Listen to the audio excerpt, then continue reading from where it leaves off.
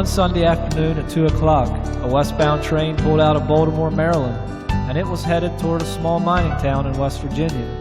And on this train there was a young man who was trying to find a seat. Finally, he sat down beside an old gray-haired minister who was reading a Bible.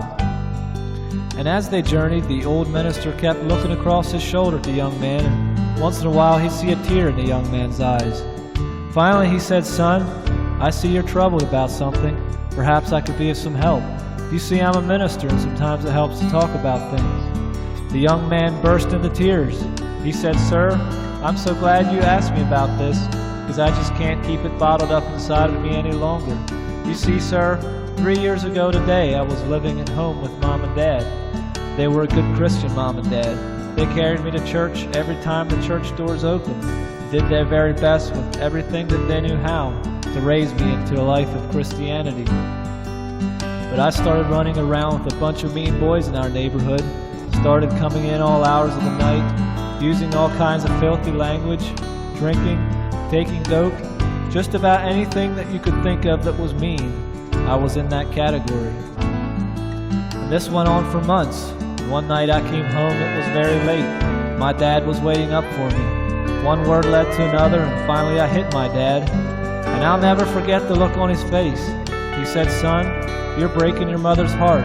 If this is the very best that you can live, I'd rather you just pack your clothes and leave home. Just leave us alone and let us live our lives in peace." So early the next morning, I packed my clothes and I left. Didn't have anywhere to go, I just went in one direction.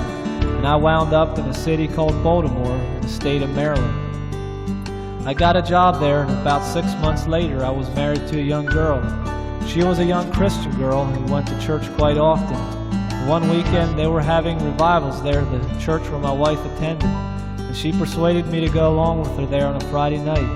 And while I was there, God convicted me, and He saved my soul. And I went back home, and I got to thinking how good it would be if I could just see Mom and Dad one more time. And so I wrote Mom a letter last week, and in the letter I said, "Mom, I'm coming home next Sunday for a visit.